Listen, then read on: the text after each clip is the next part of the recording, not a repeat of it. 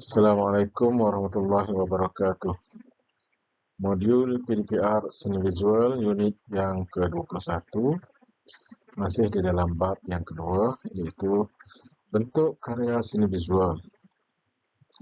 Masih lagi di bawah aspek formal, dan kali ini kita akan bincangkan tentang prinsip rekaan.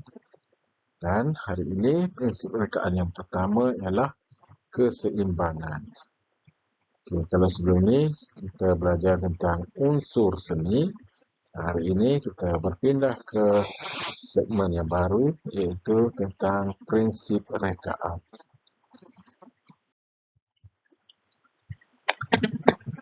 Baik, jelaskan maksud prinsip rekaan.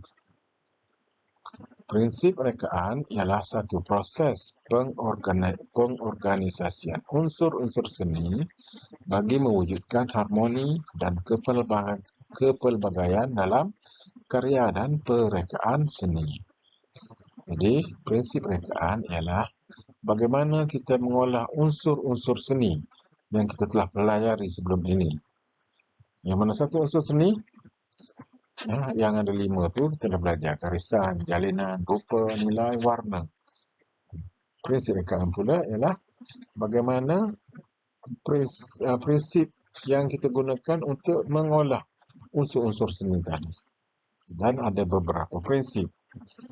Senaraikan 5 prinsip rekaan. Okey, kalau unsur ada 5, prinsip juga ada 5. Prinsip rekaan yang pertama ialah keseimbangan, yang kedua kadar banding, yang ketiga penegasan, yang keempat pergerakan, dan yang kelima ekonomi.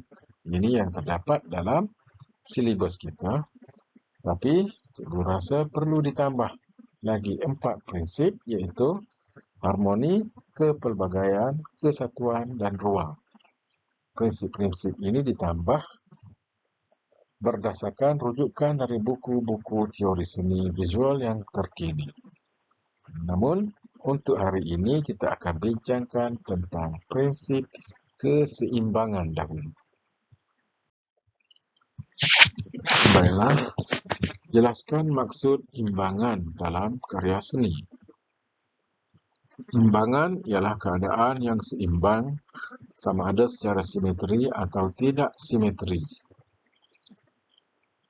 Yang kedua, seimbang secara mekanikal, iaitu kestabilan objek seperti arca. Ini kita akan bincangkan lebih lanjut sekejap lagi. Apakah imbangan simetri?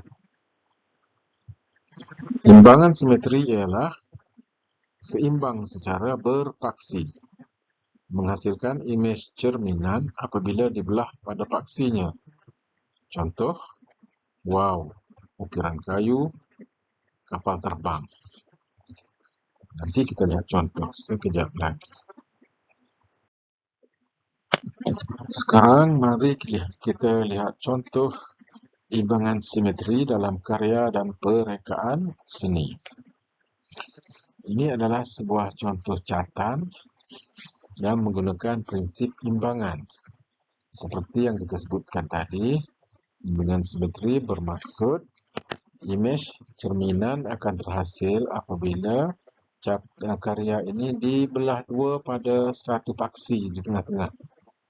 Okey, contohnya bila kita belah dua tengah-tengah begitu, imej di bahagian kiri adalah seolah-olah cerminan kepada imej di sebelah kanan.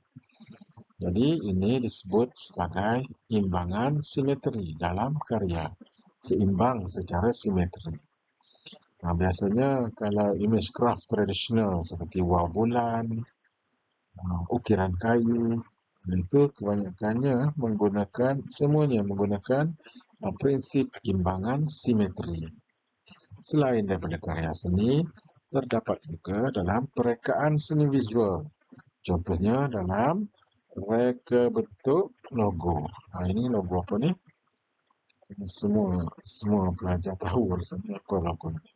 Okay, kalau kita perhatikan logo ini pula, bila dibelah di tengah-tengahnya, maka imej kiri dan kanannya adalah sama, tapi terbalik. Seolah imej cerminan tadi. Ini juga sebuah perekaan seni yang menggunakan prinsip imbangan simetri. Okey, kita lihat lagi contoh yang seterusnya. Logo Volkswagen. Volkswagen ini juga seimbang secara simetri bila kita belah pada satu paksi. Kiri dan kanan seolah-olah imej yang sama secara cerminan. Dan ada lagi contoh, ini contoh yang ketiga. Logo Channel. Bila dibelah dua pada satu paksi, kiri dan kanannya sama, imej yang sama, kecuali pada tulisan. Okey, baik. Diharap semua pelajar jelas berkenaan imbangan simetri dalam karya dan perekaan seni visual. Seterusnya, apakah imbangan tidak simetri dalam seni visual? Imbangan tidak simetri ialah seimbang secara keseluruhan. Yang kedua, seimbang antara ruang positif dan negatif dalam karya. Dan yang ketiga, keseluruhan organisasi rekaan kelihatan sekata dan sama berat. Mari kita lihat contohnya. Ini adalah sebuah catatan oleh Vincent van Gogh yang bertajuk Starry Night, Malam Berbintang. Okey, karya ini menunjukkan penggunaan prinsip imbangan tidak simetri, iaitu ianya seimbang secara keseluruhan. Kalau kita tengok keseluruhan karya ini, organisasi rekaannya kelihatan sekata dan sama berat. Bahagian yang ada imej dengan bahagian langit itu sama berat. Dan bahagian pokoknya yang diwarnakan dengan begitu jelas, tetapi memakan ruang yang agak kecil berbanding dengan imej-imej lain yang kabur dalam cover ruang yang lebih besar. Ini juga dikatakan seimbang secara tidak simetri. Yang kecil diberatkan, yang bahagian besar sana diringankan. Jadi dia masih lagi nampak seimbang walaupun tidak secara simetri. Baik, contoh yang kedua. Contoh yang kedua ini juga sebuah karya seni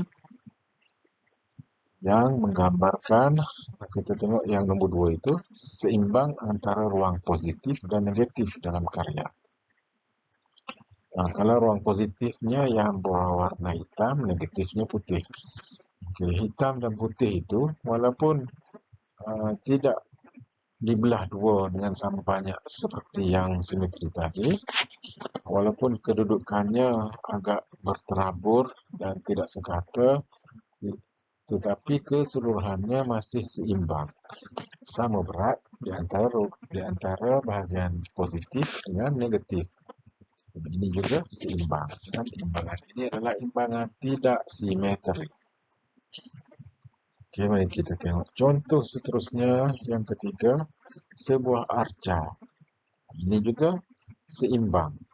Seperti yang kita sebutkan tadi, seimbang secara mekanikal.